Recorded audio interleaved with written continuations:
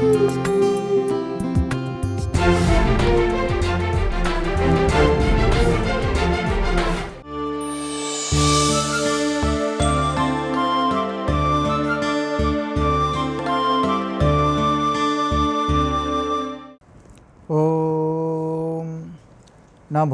ब्रह्मणे नमो अस्त्वज्ञये नमः पृथिव्यै नभ ओषधीभ्यः नमो वाचे नमो वाचस्पतये नभो विष्णवे बृहते करोमि। ओम शांति शांति शांति।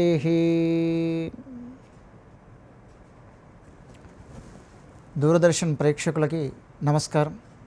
సన్మార్గం కార్యక్రమానికి స్వాగతం, సుస్వాగతం. ఈనాటి కార్యక్రమంలో మనం చెప్పుకోబోతున్నటువంటి అంశం మంచి మాట. మనకి మిగతా ప్రాణులన్నింటిలోకి మనిషికి మాత్రమే ఉన్నటువంటి గొప్ప వరం మాట.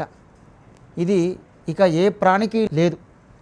మనం మాత్రమే మాట్లాడగలుగుతాం, ఆలోచించగలుగుతాం. ఇది మనకు భగవంతుడు ఇచ్చినటువంటి వరం. ఈ మాట మాట్లాడేటప్పుడు అంటే ఆ భగవంతుడు ఇచ్చినటువంటి ఆ వరం ఏదైతే ఉందో దాన్ని ఉపయోగించుకునేటప్పుడు ఎంత జాగ్రత్తగా ఉండాలి అనేది మనకు ఒక ఉదాహరణ కనబడుతూ ఉంటుంది. ఆ వరం ఏదైతే ఉందో, మాట అనేటువంటి వరం ఏదైతే ఉందో దానితో మంచి మాట మాట్లాడితే అది ఆశీస్సు అవుతుంది. అదే మాటతో మనం తిడితే అది శాపం అవుతుంది. అందుకే మాట్లాడే ముందు ఏమి మాట్లాడుతున్నాం, ఎలా మాట్లాడుతున్నాం అనేది తెలుసుకొని జాగ్రత్తగా మాట్లాడటం అత్యవసరం. ఎందుకంటే మాటకు ఎంతో మహత్తు ఉన్నది, ఎంతో శక్తి ఉన్నది. మాటతో దేవుళ్ళను సహితం, భగవంతుని సహితం మనం పిలుచుకోగలుగుతాం, ఆహ్వానించుకోగలుగుతాం. మనం నిత్యం పూజ చేసుకుంటూ ఉంటాం దైవారాధనలో. ఆ దైవారాధనలో భగవంతుని ఆవాహయామి అంటాం. మనం ఒక మాట చెప్పుకుంటాం ఆవాహయామి అని. ఆ ఆవాహయామి అన్న మాటకే భగవంతుడు వచ్చి మన ముందర కూర్చున్నాడు అని కదా మన భావన. అంటే ఆ మాటకి ఎంత మహత్తు ఉన్నది అనేది మనకి దీనివల్ల అర్థమవుతుంది. ఆ మాట చాలా పదునైనది కూడా. మాటని జాగ్రత్తగా వాడుకోకపోతే ఆ పదునైన మాట బంధుత్వాలని తెంపేస్తుంది, స్నేహాలను తుంచేస్తుంది, మనిషి మధ్యలో దూరాన్ని పెంచేస్తుంది. అందుకే మాట చాలా జాగ్రత్తగా మాట్లాడాలి. మూర్ఖుడైనటువంటి వాడు మాటను మాట్లాడిన తర్వాత ఆలోచిస్తాడు. మాట్లాడిన తర్వాత ఇంకా ఆలోచించేదేముందండి, అంతా అయిపోయింది అక్కడితే. ఒకసారి నోరు దాటిందా మాట ఇక ఊరంతా తిరిగిపోతుంది. కానీ వివేకవంతుడు అంటే ఆలోచనాపరుడు ఎవరైతే ఉంటారో మాట్లాడే ముందే ఆలోచించి మాట్లాడతాడు. అంటే ఎలా మాట్లాడాలి, జాగ్రత్తగా మాట్లాడాలి అని ముందే ఆలోచించి మాట్లాడతాడు. అందుకే మనకి నీతి శాస్త్రంలో ఒక మాట కనబడుతుంది. జిహ్వాగ్రే వర్తతే లక్ష్మి, జిహ్వాగ్రే మిత్రబాంధవాః, జిహ్వాగ్రే బంధనం ప్రాప్తి, జిహ్వాగ్రే మరణం ధ్రువం. నాలిక కొసపైన అంటే నాలుక చివరన లక్ష్మి ఉంది, నాలిక చివరనే మిత్రులు బంధువులు ఉన్నారు, నాలిక చివరనే బంధనం కూడా ఉందయ్యా. ఎందుకంటే నాలికే అన్నిటికీ కారణం, అంటే మాటే అన్నిటికీ కారణం.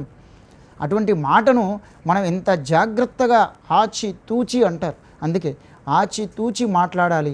ఆ మాట తీరు ఎట్లా ఉండాలి అంటే మనకి వేదం ఒక చోట చెప్తుంది. ఋగ్వేదంలో ఒక మాట ఉంది, మధుమన్మే నిష్క్రమణం మధుమన్మే పరాయణం. నీ నడవడిక చాలా మధురంగా ఉండాలి, ఇతరులు ఇష్టపడేలాగా ఉండాలి నీ నడవడిక. అంతేకాదు నీ మాట కూడా మధురంగా ఉండాలి. ఎవడైనా మాట్లాడుతూ ఉంటే, పక్కనైనా ఎవరైనా మాట్లాడుతూ ఉంటే, అబ్బా వీళ్ళు బాగా మాట్లాడుతున్నారయ్యా, ఈయన బాగా మాట్లాడుతున్నాడు, కాసేపు వినాలి అనిపించేలాగా నీ మాట తీరు ఉండాలి అని మధురంగా ఉండాలి. మధుమన్మే నిష్క్రమణం మధుజన్మే పరాజనం అంటుంది ఋగ్వేదం. ఇది వేదం చెప్పిన మాట. అట్లాగే మనం రామాయణంలో చూసినట్టయితే, రామాయణంలో సీతమ్మ వారిని వెతుకుతూ రాముడు లక్ష్మణులు ఇద్దరూ కూడా కలిసి ప్రయాణం చేస్తున్నటువంటి సందర్భంలో స్వామి హనుమంతుడు వారికి ఎదురవుతాడు. అప్పుడు ఆ రామ లక్ష్మణులను చూసినటువంటి హనుమంతుడు సంతోషించి నమస్కరించి, అయ్యా మీరెవరు, ఎక్కడి నుంచి వస్తున్నారు, ఏమిటి, ఎక్కడికి వెళుతున్నారు అని ఒక 4 మాటలు మాట్లాడతాడు అంతే. ఏమి వివరాలు ఏమి అడగలేదు. ఎక్కడి నుంచి వస్తున్నారు, ఎక్కడికి వెళుతున్నారు, ఏమిటి అని అడిగాడు.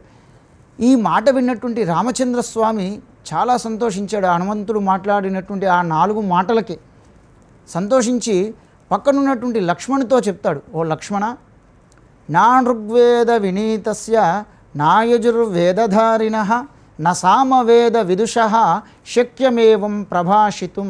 ఓ లక్ష్మణ, ఋగ్వేదాన్ని తెలవనటువంటి వాడు, యజుర్వేదాన్ని చదవనటువంటి వాడు, సామవేదాన్ని కంఠోపాఠంగా తెలుసుకోనటువంటి వాడు ఈ విధంగా మాట్లాడలేడయ్యా అంటాడు లక్ష్మణుడితో రామచంద్రస్వామి హనుమంతుడి మాట విధానం గురించి. అంటే ఏమిటి, హనుమంతుడు మాట్లాడినటువంటి ఆ 4 మాటలు ఎంత గొప్పగా ఉన్నాయి అనేటువంటి విషయాన్ని రామచంద్రస్వామి లక్ష్మణుడితో చెప్తున్నారు. ఒక్క అపశబ్దం లేదు, ఒక్క తప్పు మాట లేదు, ఆయన ముఖ కవలికల్లో కూడా ఒక అపభ్రంశం లేదు, అనవసరమైనటువంటి కదలికలు కూడా లేవు. అంత గొప్పగా మాట్లాడాడు. అందుకే రామచంద్రస్వామి ఆయనను గుర్తుపట్టి, ఆ మాటల్ని గుర్తుపట్టి 4 వేదాలు చదవని వాడు ఎవరు కూడా ఇంత గొప్పగా మాట్లాడలేరు అంటాడు ఆ రామచంద్రస్వామి. ఎంత గొప్పగా గుర్తుపట్టాడండి రామచంద్రస్వామి హనుమంతుణ్ణి. ఆయన యొక్క 4 మాటలతోటే ఆయన మాట విధానాన్ని అంతటిని కూడా గమనించాడు శ్రీరామచంద్రస్వామి వారు. అందుకే కదా అజాఢ్యం వాక్పటుత్వంచ హనుమత్ స్మరణాత్ భవేత్. మనకి వాక్కు స్థిరంగా నిలబడాలి, వాక్కు పటుత్వం చెందాలి అంటే హనుమంతుణ్ణి ఉపాసించాలి అంటోంది శాస్త్రం. అంత గొప్ప పండితుడు హనుమంతుడు, నవవ్యాకరణ శాస్త్ర పండితుడు. ఇది వాక్కు గురించి మనకు రామాయణం చెబుతున్నటువంటి విషయం. ఇక మనం చూస్తే ఆ రామాయణంలో వాల్మీకి మరొక మాట కూడా చెప్తాడు. రామచంద్రస్వామి వారి గురించి మాట్లాడుతూ, ఆ రామచంద్రస్వామి ఎట్లాంటి వాడంటే ఆయన అయోధ్యకి మహారాజు అయినప్పటికీ ఆయనని పలకరించాలే అని ఎదురుగా ఎవరైనా వస్తే ఆ రామచంద్రస్వామి వారు వారికి ఆ అవకాశం ఇవ్వకుండానే తానే ముందు వెళ్ళి పలకరిస్తాడంట. మనం సహజంగా ఎవరైనా ఏదైనా ఒక ఫంక్షన్కో ఏదో మీటింగ్కో వెళ్ళాం, అక్కడ ఎవరైనా మనకు తెలిసిన వాళ్ళు కొత్త వాళ్ళు కనబడితే పలకరించడానికి కాస్త వెనుక ముందు చేస్తాం. పలకరించాలా వద్దా, పలకరిస్తే ఎలా పలకరించాలి. కానీ రామచంద్రుడికి ఆ అహంభావం అవేవీ లేవు. ఆయనే ముందు వెళ్ళి పూర్వభాషి, ఆయనే ముందు వెళ్ళి పలకరిస్తాడట. మళ్ళీ పలకరిస్తే ఎట్లా ఉండాలి, స్మితపూర్వభాషి, చక్కగా నవ్వుతూ పలకరిస్తూ ఉన్నాడు. మనం పలకరించే సమయంలో వీరితో మాట్లాడుతూ ఉంటాం, పక్క నుంచి ఇంకొకళ్ళు వస్తే ఇంకొకరికి చెయ్యి ఊపుతూ ఉంటాం. ఇక్కడ ఎదురుగా ఉన్నటువంటి వ్యక్తితో మాట్లాడుతున్నటువంటి వ్యక్తితో పలకరింపు చేస్తున్నటువంటి వ్యక్తిని ఇక్కడ ముందర పెట్టుకొని పక్కన ఇంకోళ్ళతో మాట్లాడుతుంటాం, ఇంకోళ్ళతో చేయగలుగుతుంటాం, లేదా ఫోన్లు చూస్తూ ఉంటాం. అలా కాదండి రామచంద్రస్వామి. స్మితపూర్వభాషి, మృదుభాషి, మృదువుగా మాట్లాడేవాడట. ఎంత మృదువుగా అంటే మళ్ళీ మళ్ళీ వినాలి అనిపించేంత మృదువుగా ఆ రామచంద్రస్వామి వారు ఆ యొక్క మాటల్ని మాట్లాడేవారు. అందుకే మనకి మాట తీరు ఎట్లా ఉండాలి, సభలో ఎట్లా మాట్లాడాలి, ఎదుటి వ్యక్తితో ఎట్లా మాట్లాడాలి అనేటువంటి విషయం మీద మనం నేర్చుకోవాలి అని అనుకుంటే మనం మొట్టమొదటగా చదవవలసినటువంటి గ్రంథం ఏదైనా ఉంది అంటే అది రామాయణం. ఆ రామాయణం వేదసారం. వేదంలో ఏదైతే చెప్పబడ్డదో అదంతా రామాయణంలో మనకి కనబడుతూ ఉంటుంది. వాక్కు గురించి, ప్రత్యేకంగా మాట గురించినటువంటి విషయాలు ఎన్నో మనం రామాయణంలో అనేక ఉదాహరణలు కూడా మనం చూడవచ్చు. ఆ రామాయణంలో మితభాషణం, హితభాషణం, మృదుభాషణం, ఈ 3 రకాలైనటువంటి మాటలు. అంటే మితభాషణం, మితంగా మాట్లాడడం, అవసరం ఎంతవరకు అవసరమో అంతవరకే మాట్లాడు, అనవసరమైనటువంటి మాటలు లేవు. హితభాషణం, హితంగా మాట్లాడడం, వారికి ఇష్టమయ్యే విధంగా మాట్లాడడం. మృదుభాషణం, మృదువుగా మాట్లాడడం. ఈ 3 కూడా రామాయణం ద్వారా, రాముడి ద్వారా మనం నేర్చుకోవలసినటువంటి మాట విధానం.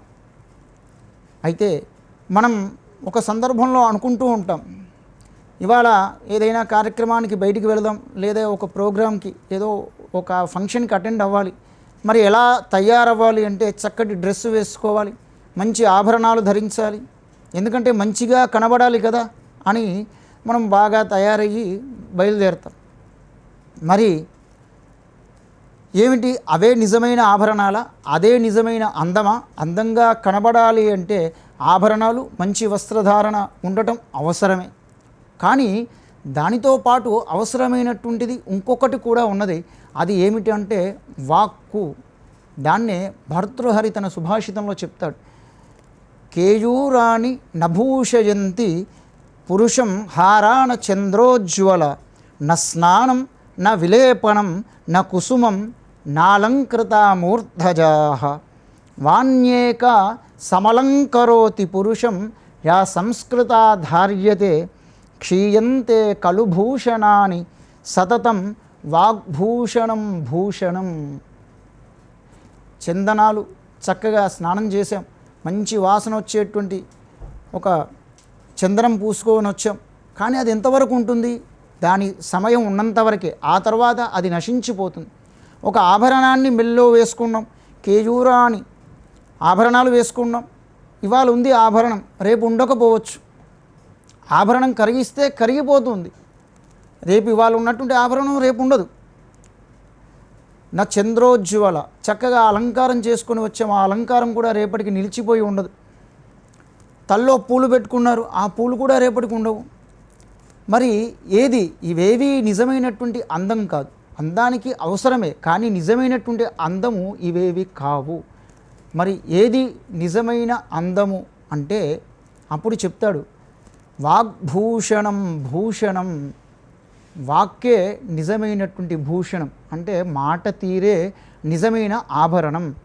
అందంతో పాటు అందమైనటువంటి మాట తీరు కూడా ఎంత అవసరము అనేది మనకి ఈ శ్లోకంలో భర్తృహరి చెప్తున్నాడు సుభాషితంలో. ఇలాంటి సుభాషితాలు మనం ఈ రోజున పిల్లలకి నేర్పాల్సినటువంటి అవసరం ఎంతైనా ఉంది. ఇవాళ సభల్లో మాట్లాడేటువంటి కోర్స్, ఎలా మాట్లాడాలి, సభల్లో ఎట్లా మాట్లాడాలి, ఎట్లా ఉపన్యాసం చేయాలి, అదొక పెద్ద నేర్చుకోవడానికి కోసం ఒక పెద్ద కోర్సులాగా ఏర్పాటు చేసి దానికి పిల్లల్ని పంపిస్తూ ఉన్నాం. వాళ్ళు అక్కడికి వెళ్ళి ఎట్లా మాట్లాడాలి, ఎక్కడ ఎలా వ్యవహరించాలనేటువంటి విషయాలను నేర్చుకుంటూ ఉన్నారు. అయితే ఇలాంటి చిన్న చిన్న కథల్ని ఉదాహరణ చెప్పడం ద్వారా, ఇలాంటి నీతి శాస్త్రాన్ని చెప్పడం ద్వారా పిల్లలకి మాట తీరు మీద చక్కటి అవగాహన వస్తుంది. అందుకే భర్తృహరి అంటాడు, వాగ్భూషణం భూషణం. ఈ ఆభరణాలన్నీ అసలైనటువంటి ఆభరణాలు కాదయ్యా, అవన్నీ కూడా ఇవాళ ఉండి రేపు పోయేవి. స్థిరమైనటువంటి ఆభరణం ఏదైతే ఉందో, అసలైన ఆ నగ ఏదైతే ఉందో, ఆ నగ ఏమిటంటే వాక్కు అనేటువంటి నగ, వాక్కు అనేటువంటి భూషణం ఏదైతే ఉందో అదే అసలైన నగ, అదే సుస్థిరమైనది, అదే శాశ్వతమైనది, నిలిచిపోయేది, చరిత్రలో నిలిచిపోయేది మాట. ఆ మాట గురించే భర్తృహరి తను సుభాషితంలో చెప్పారు. అలాంటి సుభాషితాలు మనమంతా కూడా నేర్చుకోవాల్సినటువంటి అవసరం ఉన్నది. అయితే కొన్ని సందర్భాల్లో మాట్లాడమన్నాం కదా అని చెప్పేసి అవసరం లేని సందర్భాల్లో మాట్లాడడం కూడా అలంకారం కాదు. మనకి అవకాశం లేని చోట కల్పించుకొని మాట్లాడడం కూడా అది మంచి పద్ధతి అనిపించుకోదు. మరి అటువంటి సందర్భంలో ఏమి చేయాలి అంటే మౌనం అలంకారం. మౌనం కూడా అలంకారమే. ఎప్పుడు అంటే ఇటువంటి సందర్భంలో అప్పుడు మౌనమే ఒక అలంకారం అవుతుంది. పెద్దలు చెప్పినటువంటి శాస్త్రంలో మౌనమే ఒక అలంకారం అంటారు. నోరు మంచిదైతే ఊరు మంచిదవుతుంది. మన నోరు కనుక మంచిదైతే, మన నడవడిక మంచిదైతే, మన చుట్టూ ఉన్నటువంటి సమాజాన్ని మనం మంచి చేసుకోగలుగుతాం. ఆ సమాజంలో ఉన్నటువంటి వారంతా కూడా మన పట్ల సహృద్భావంతో ఉంటారు. అందుకే నోరు మంచిదైతే ఊరు మంచిదవుతుంది అనేటువంటి ఒక శాస్త్రం మనకు ఏర్పడ్డది. మరి ఈ మంచి మాట తీరు కోసం మనం ఏమి చేయాలి అంటే, ఈ మాట తీరు కోసం మనమేమి భాషా శాస్త్రాలు చదవాల్సినటువంటి పని లేదు, పండితులం కావలసినటువంటి పని లేదు. మనం హృదయంలో మన ఎదుటిగా ఎవరైతే ఉన్నారో వారి పట్ల గౌరవపూర్వకమైనటువంటి మాట తీరుని చూపిస్తే అదే మంచి మాట, అదే గొప్ప మాట. అంతకు మించి దీనికేమి పాండిత్యం అక్కర్లేదు, దీనికేమి శాస్త్రాది విషయాలు కూడా అక్కర్లేదు. అయితే ఆ శాస్త్ర విషయాలు తెలుసుకొని చెప్పడం, ఆ శాస్త్ర విషయాల్లో ఉన్నటువంటి సంగతులన్నీ కూడా తెలుసుకొని మాట్లాడితే అది ఇంకా పరిపూర్ణంగా ప్రకాశిస్తూ ఉంటుంది అని మనకు పెద్దలు చెబుతారు. అందుకోసమే మాట అనేది ఎంత అవసరమో, ఎంత జాగ్రత్తగా మాట్లాడాలి అనేటువంటి విషయాన్ని అంతటిని కూడా మన ఇతిహాసాలు, పురాణాలు, వేదాలు, వాంగ్మయం అంతా కూడా చక్కగా చర్చించింది. వాటన్నిటిని కూడా చదివి తెలుసుకొని మన మాట తీరు ఎట్లా ఉండాలి అని ప్రయత్నం తెలుసుకునేటువంటి ప్రయత్నం మనం చేయవలసినటువంటి అవసరం ఎంతైనా ఉన్నది. స్వస్తి.